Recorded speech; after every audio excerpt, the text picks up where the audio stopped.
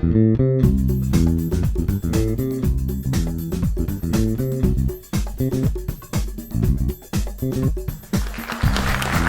right, welcome to Anatomy of an Animated TV Hit. I'm very thrilled to have these three wonderful, talented gentlemen with us. Dan Povenmire to my right.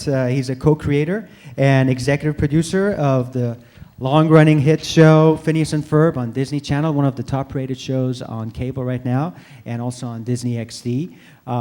He's also actually won 2 Emmy nominations for Outstanding Original Music and Lyrics and Main Title Theme Song in 2008. He's also voices the evil character Dr. Doofenshmirtz from the show.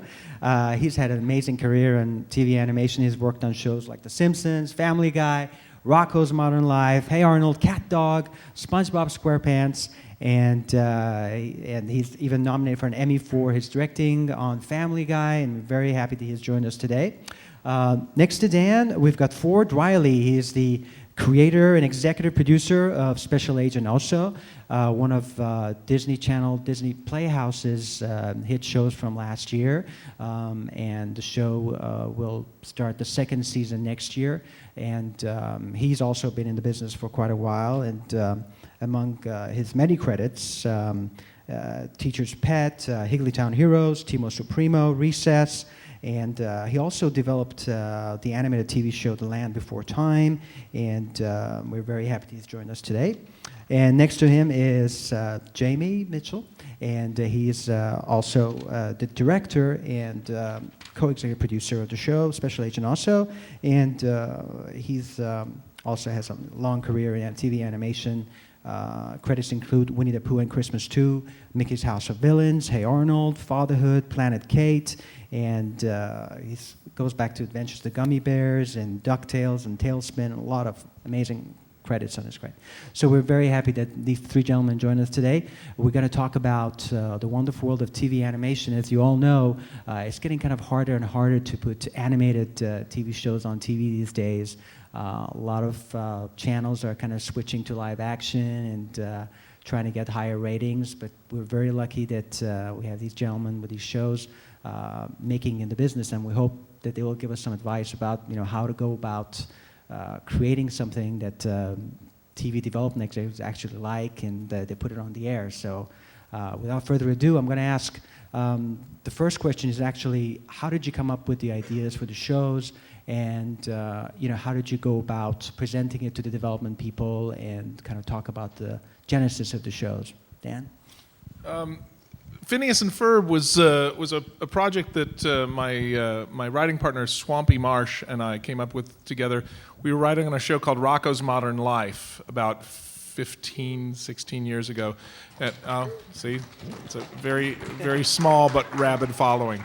And we were just thrown together as a writing team by the executive producer of the show. But we enjoyed writing together so much that we wanted to create something that we could do together, where we could continue to write together. It then took 14 years for that to happen. But we just wanted to do a show that we would like to watch, and I was doing just doodling on some paper at a restaurant, Wild Time in South Pasadena, and they give you butcher paper and crayons to like a little can of crayons while you're waiting for your food. And I was just experimenting with head shapes, and I did this triangle. I was like, how could you make a head out of a triangle? I could put the eyes here. Well, that would make this the nose, and that would be the top of the head. And I drew this little guy that I really liked, and I drew him again and again, and I tore that piece of paper out and took it home, and I drew, so that was Phineas, and then I drew Ferb and Dr. Doofenshmirtz and Perry the Platypus that night, and I took them to work the next day and said, Swampy, what do you think of these guys as the main focus of the show? And we sort of built the show around those characters.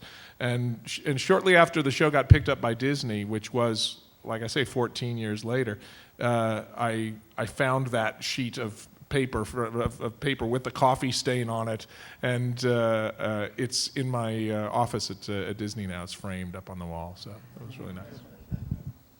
Yeah, similarly, Osso was a sort of long and convoluted process.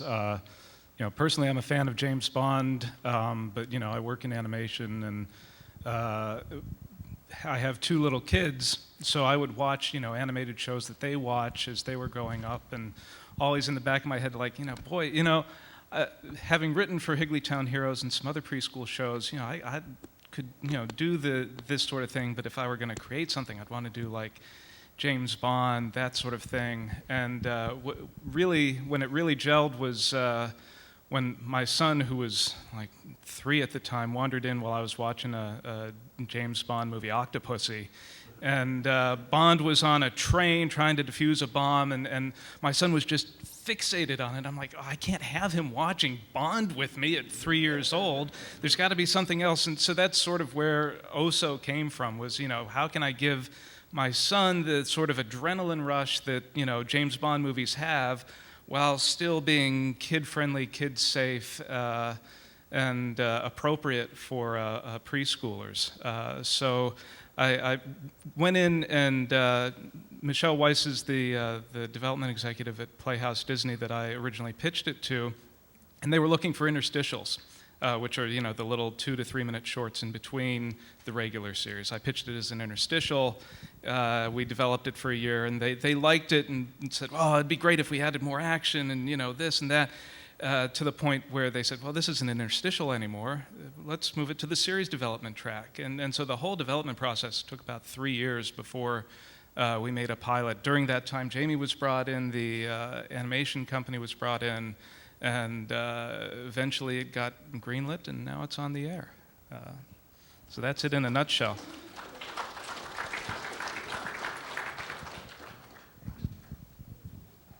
There's like a proof of concept thing you have to do in this process, and that's, I think, probably the most difficult.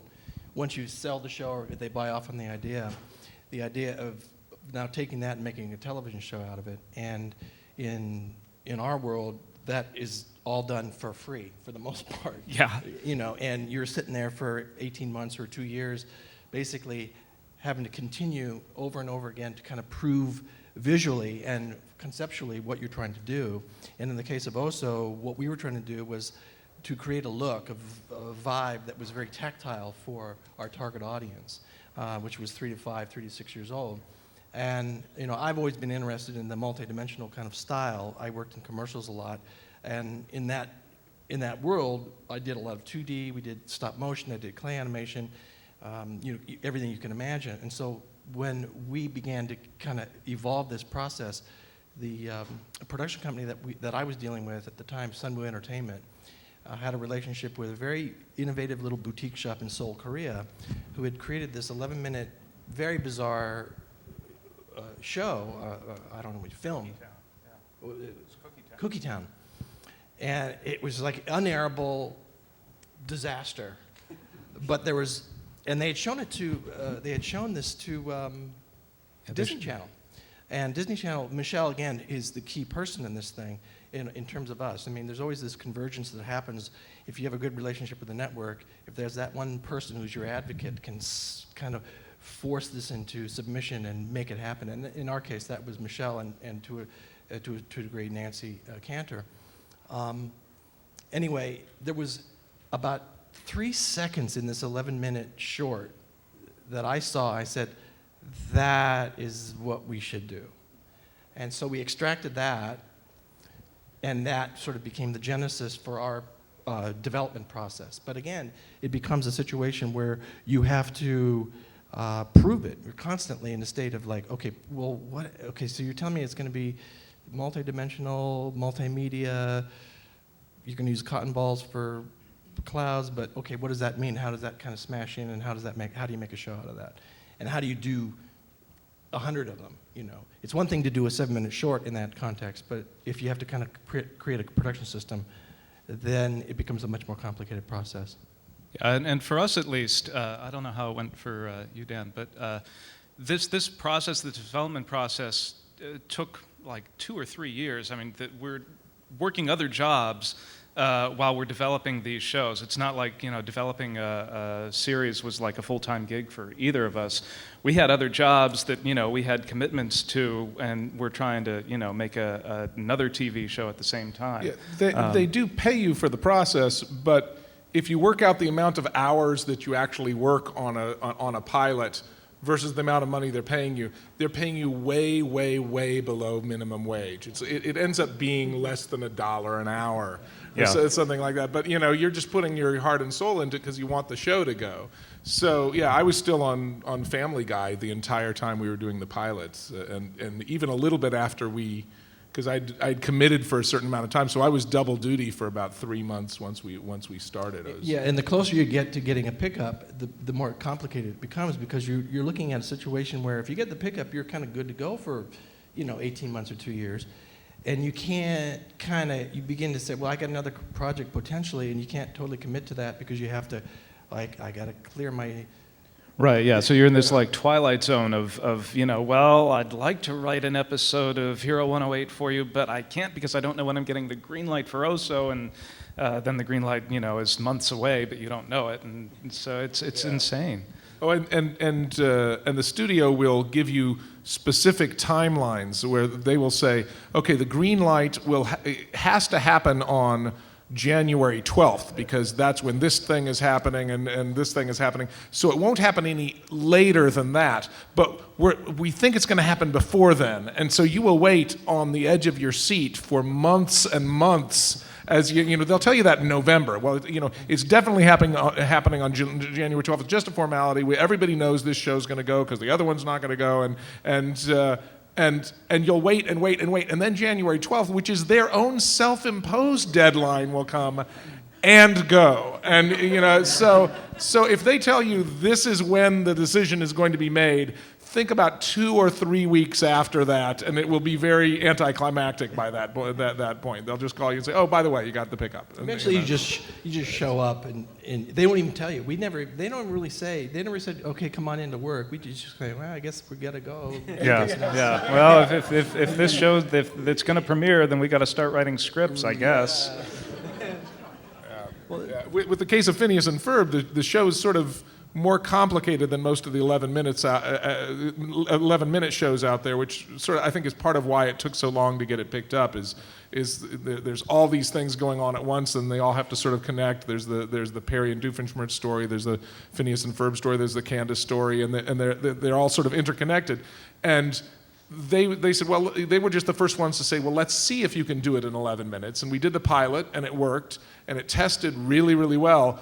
But they still wouldn't pick us up until they saw if we could do it 2 more times. So they actually had us do 2 full episodes before they even said, okay, we'll do the show. They wanted to see if it was just a fluke the first time. Which brings us to the next question, which is the process. I want to talk to you about the actual process of putting the show together. You talked about testing playing a big role, and in your show, music plays a huge role. Yeah. A lot of the songs that you write yourself. So just kind of talk about the process, what you guys do. Yeah, well, Phineas and Ferb has done much the way that the old Warner Brothers shows were, Warner Brothers shorts were done, or Ren and Stimpy and SpongeBob. There are a lot of shows now that have been done this way, which is we don't write a script, we write an outline, and then we give it to 2 guys to sit in a room. At first, that was me and Swampy, and then we ended up hiring a whole crew. You give it to 2 guys and say, this is the basic idea we want in this story. You don't have to really follow this outline, but you have to make us laugh in 2 weeks when we see the storyboard.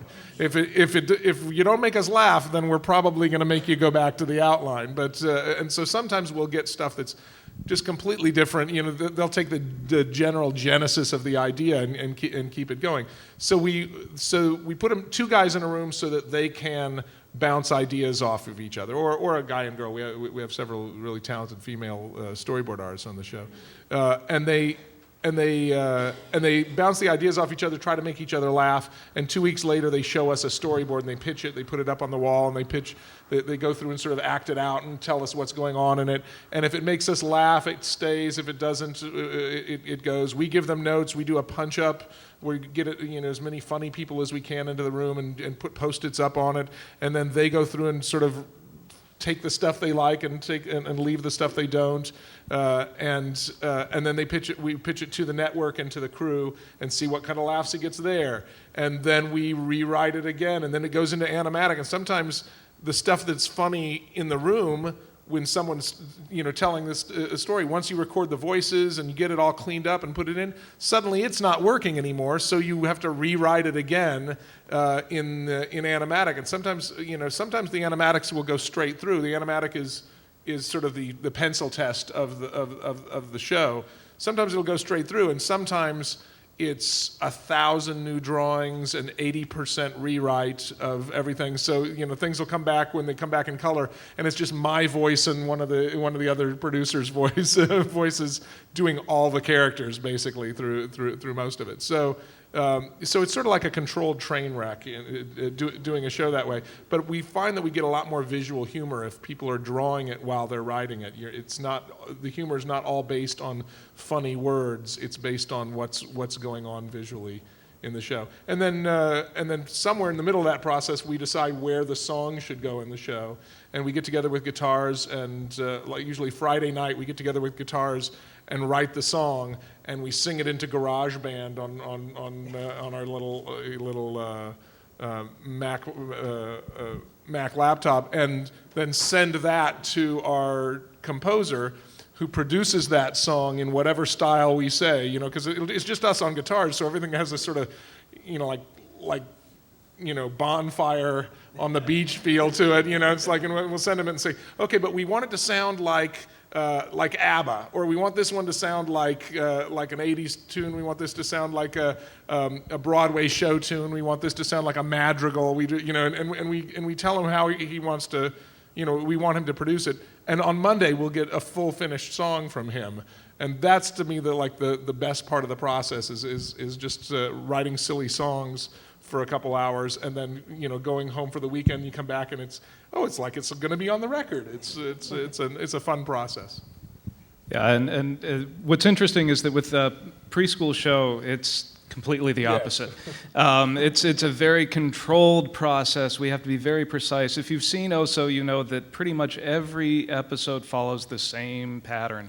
And so when we're thinking about writing a new episode, the first question is, okay, well, what simple task is Osso going to help a little kid do in this episode? And so we start with the writing.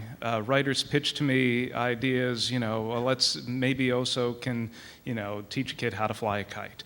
And so then we come up with 3 special steps, and we pitch it to the network, and they say yes or no. Then we have to go through an educational consultant. We've got to go through legal. We've got to go through standards and practices just to get the kernel of the idea done. And all of those people weigh in every step of the way. So we will write an outline, which is, for our show, it's extraordinarily detailed because the educational people, the standards and practices people weigh in on every little move that Osso and the kid and everyone else makes. And if you've seen it, we also have a second component where Osso's in his training exercise, which is where we do the fun spy stuff. It's also different than a lot of preschool shows where you have to be really safe what the kid does. With Osso, it's got to be completely over the top. Standards and Practices calls it unimitatable behavior. So we can have Osso, for example, flying through a library on a jetpack. We can't have him sitting on one of those little kick stools on wheels and pushing himself around, because that's dangerous.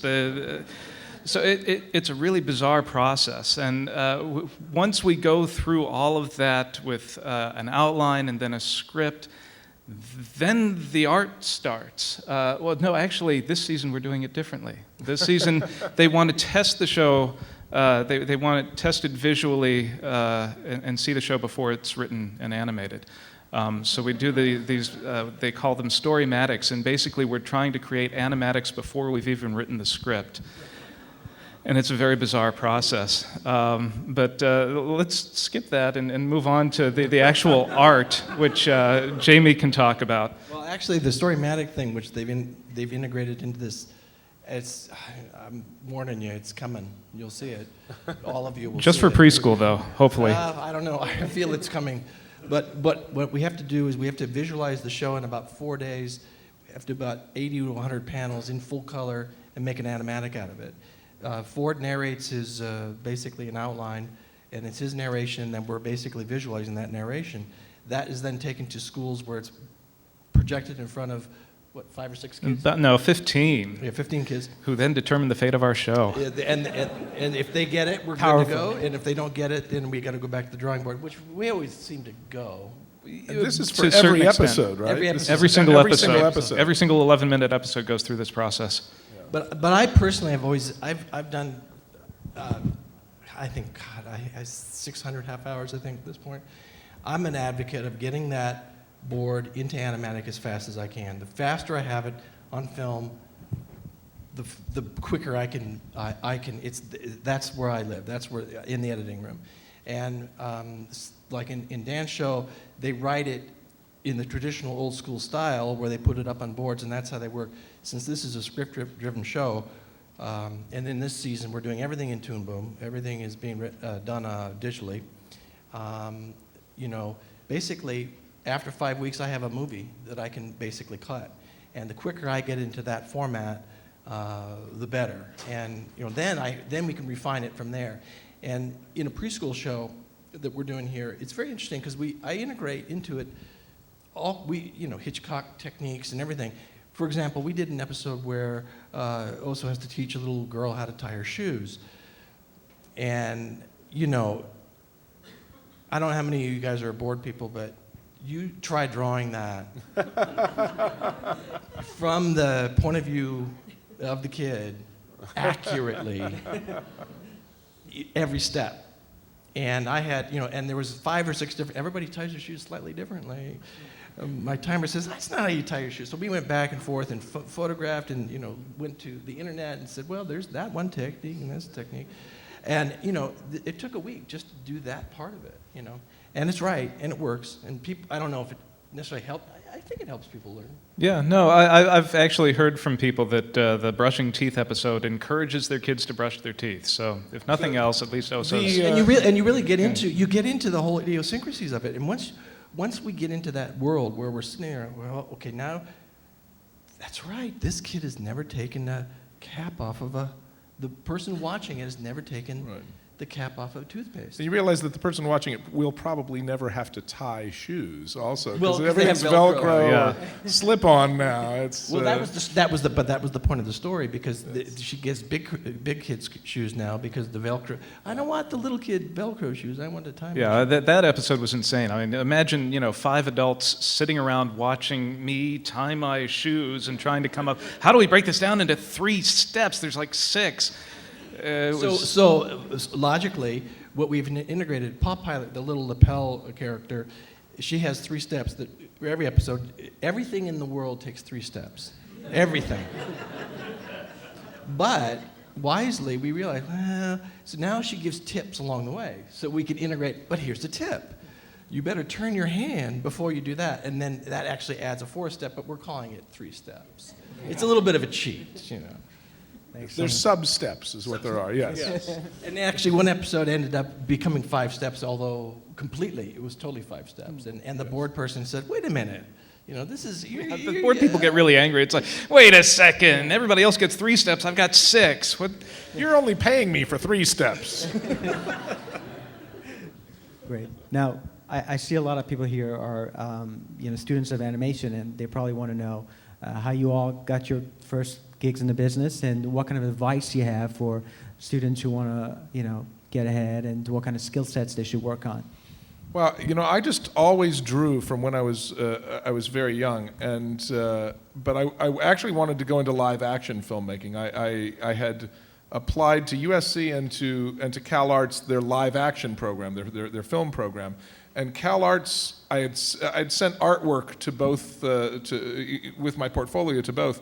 And Cal Arts sent me a letter back saying, "Hey, we're not deciding for another month on the film school, but we showed your art to the animation school, and they'll take you right now if you can." And I was like, "Wow, that's the foremost animation school possibly in the world, and they want me to come to the animation school." And I said, I don't want to do animation, and I threw that away. That's a true story. I threw that letter away, and you know, in hindsight, it might have been good for me to go into management because that's where I ended up.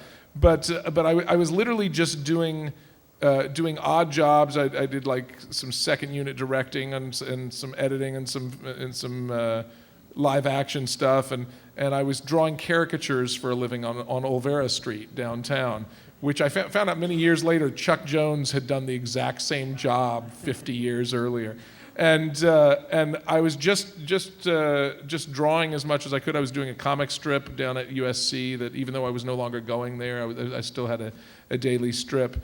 And I was just sitting at home one day, the one day I had off during the week, which was Sunday, and just watching TV and eating, I don't know, Cheerios or something. And I got a phone call.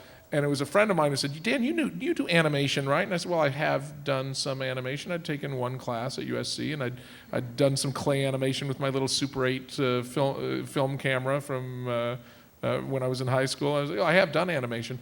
And she, you know, I got a friend who's looking for, you know what, I'm just going to have him call you. And like 2 phone calls later, I got a call from Tommy Chong from Cheech and Chong, who said, hey, man, I hear you're a really great animator. And I was like, wow, yes, that's me. And he was doing a movie without Cheech. It was his first movie without Cheech. It was called Far Out Man, and he had this animated dream sequence happening in this hippie land amusement park with all this really bizarre, twisted stuff going on. And he pitched it to me, and I did like 2 minutes of animation for his movie, and that was sort of what got me into animation. Then after that, I started, you know, taking that into account as a possible thing to do. And I got a job on the Teenage Mutant Ninja Turtles, and then I was unemployed for 6 months and really needed money, and I got a job doing character layout, which is basically the main animation poses for The Simpsons. The same week I got that job, I got hired to write a low-budget slasher movie, which got made. It's called Psycho Cop 2, Psycho Cop Returns. And so for the first 2 weeks I was working on The Simpsons, I was writing, I would come home and write 10 pages of a screenplay, and then go in and try to learn how to draw Bart and Lisa and all those guys. And it was like, that was I was working basically every moment that I was not sleeping. I was working, and the screenplay was going to get made, and I had a chance to direct it, but I would have gotten a one-time fee for that, and I would have had to leave The Simpsons to do it. And The Simpsons were going to pay me a lot more over the next 6 months than that was going to pay me. And I just said, you know, I'm enjoying animation so much, and I just stayed there, and I never looked back, and that's how I ended up in animation. Going back, I studied film and theater at New York University. Always loved animation, but didn't feel like I had a strong enough skill set to do the drawing, so I focused on my writing. And filmmaking. My senior film was actually a live-action homage to Duck Amuck, if you can imagine that. But then, you know, studying playwriting in New York, and felt drawn to the absurdist playwrights, and you can't make a living being an absurdist playwright. But I really wanted to write, and a friend of mine from college was living in LA and working at Disney TV Animation in the music department, and he said, well, you know, you should come out to LA and, you know, temp at TV Animation and, you know, just learn about the business. So, you know, I came out, and he got me a temp job where I was working for Ted and Patsy and Asti, who, you know, their credits go back to the Smurfs. It was on a show called Jungle Cubs, and Ted happened to be from the Pittsburgh area. I'm from the Pittsburgh area, so we hit it off pretty well. And he knew I wanted to write and gave me an opportunity to pitch to them on their next show, which was Timon and Pumbaa. And so my sort of break came when, you know, Ted, and of course I'm skipping, you know, over years of, you know, temping and odd jobs and that sort of thing. But got a chance to write Timon and Pumbaa, and people really responded well to it. So I kept temping, but writing freelance scripts along the way. And eventually got a staff job on Recess and just kept working as a writer. I think I'm lucky because it's sort of in my DNA. When I was about 6 years old, my father went to the airport to pick up my uncle who had been in England working on a movie. And when he had left, his hair was short and he was buff, and he came back a year later and he had this, they drove up to the house and he got out of the car and he had long hair and sideburns and he had this briefcase.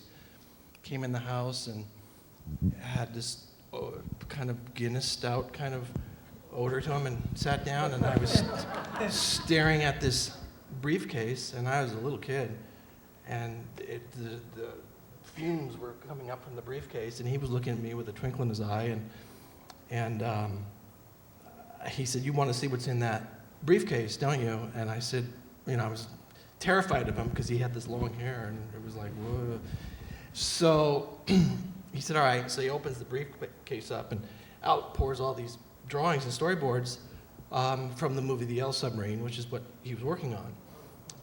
He was the sequence director on that film. And so in my 6-year-old brain, I was like, oh, animation. If you're an animator, you're a beetle, and it's the same. It's the same. So I became a beetle and an animator at that moment, and that was it. From that point forward, straight shot. Flash forward to getting in college. I started working in college, doing commercials and industrials. And then sort of this watershed moment came, and I'm dating myself here, but whatever. In the early 80s, I got hired on a freelance job to do a video game for Atari. And remember Atari? And I said, they were up in the Silicon Valley, and they, I don't know, I had interviewed with, there were about 10 or 15 guys. In fact, some of the guys I ended up going to work for here who had not gotten the job. But I figured video games, there's a lot of money in that, and I was 20, and I thought, well, I'll see if I can really get some money out of these guys. So I was going to charge them $300 a day, and they agreed to it. I was like, whoa, this should make some money in this business. So anyway, the video game that I was animating for was a Star Wars video game. And at the time, when you scanned in, you couldn't scan in. Scanning didn't exist at this point. So I animated everything. It was on cycles, and these guys were shooting, whatever. But we wanted it to be done full animation. So I created these cycles, which then we realized could not be scanned in because scanning didn't exist. So I was talking to the guy that was my technical component guy, and we were up in Silicon Valley and predating everybody. Like Steve, nobody was there anymore. It was just me and this guy and a bunch of cows. And I said, well, what about this? I said, what is the information that you're putting into this computer? And he said this weird, strange word. He said, it's pixels. And I was like, pixels? What's pixels? And he said, well, they're like little boxes like on a graph. I said, like a piece of graph paper? And he said, yeah. I said, great, give me some graph paper. So I took the animation, registered it to a piece of graph paper, and then took the graph, which corresponded to the television screen, and by hand, pixel by pixel, integrated the drawing onto the television set. It took about a month and there it was, and it worked. It worked. And then they said, you're too expensive, you better go back to LA. And it's honest to God truth, and it ended up being in an arcade game. And I've never played it, but I've seen it, and it's now like probably in some museum somewhere. But because arcade games, I don't even know if they have arcade games anymore. They sell to collectors a lot. Yeah. There's probably it's probably worth a lot of money now. But as it turns out, for me, the entry point and the key element as a director, okay, was timing. Timing is the key to everything, literally and figuratively. Very good. And that's kind of where I entered the business, learning how, to the frame, accurate timing as it relates to the movement, and that sort of launched my career in television. Excellent. Now, 5 minutes left, so I'm going to ask you advice for people who are looking for jobs here, who are probably in the job markets? What should they do? What shouldn't they do? Wow. If you can think of any other industry that might be, no, I'm just, it's, just draw. We used to do portfolio reviews for different things, and it really just comes down to the work. If your portfolio is really strong, you're going to have a better shot of getting into things. Take figure drawing work. Draw in different styles to show that you can, because a lot of people who are hiring are just going to look for who's got something that's closest to the style of the show that we're working on, and just draw everything you see, everything you think of, just work, and eventually you'll take it around to a bunch of places, and a lot of people will probably say no, but eventually somebody will be hiring, and it really is. It's a lot of it is the timing in which that you go to look for that work, because if you drop your portfolio off at a place and they're not hiring right then, the portfolio ends up with other portfolios on top of it, and they have thousands, just so much stuff to go through. They're not going to get back down to yours. Get yours back and just keep putting it into the same place, because eventually they're going to be like, oh, starting up a new show, we got to get 40 new artists in here. Who do we have? And you'll want yours to be close to the top there. That's I think drawing is the best thing you can do to just get into the industry. I think it's also helpful to try and get your foot in the door and meet people. Coming to things like this where you meet other professionals in the industry is really helpful. In my experience, knowing other people is how you get the next job. How you get the first job is people who are already in the industry and willing to give you a shot. It's hard to find, but you won't find anybody if you're not out there trying to meet people and have them become familiar with you. I know it's a cliche, it's who you know, but in a large part, it's extraordinarily helpful to know people in the industry, outside of where you are at this moment. In terms of addressing the specifics, if you're coming at it from the art side, I would pick a discipline that gets your blood going, a specific discipline within the production process. Hone in on that, but expose yourself to multiple disciplines, because increasingly you kind of have to do everything. At least in my experience, my survival in it is based upon my ability to do, if everybody leaves the building, I can still make the film happen. And ultimately, that's what you're really talking about here. Is you have to, and nowadays, there's the technology is there for you to do it. So, a specific discipline, but exposing yourself to the broadest spectrum, that is there. I think we can take one question from the audience, and then we're going to go to the other room, and you can meet and greet. So, if anyone has one question, show of hands. One question. Go for it. 2D and 3D, the eternal question. Here you go. For the kind of sort of like older kids, I don't think personally I've seen anything where 3D is really working yet, because you don't have the time to put in to make something look as good as The Incredibles or Up or something like that. So it ends up looking like it's for younger kids. I think 3D works really well, for the preschool thing. But when I see 3D stuff, like I don't even know the name of the show that Nick Jennings is doing over at Nickelodeon.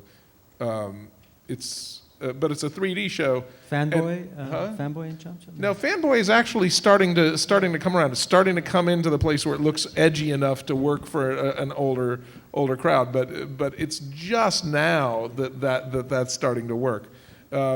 We just always wanted it to be flat drawn animation, because we just like that. It has sort of a more analog feel to it, and for us it feels warmer and somehow more real. When we see CG, unless it's done really, really well, I'm often pulled out of it by looking at how the process is.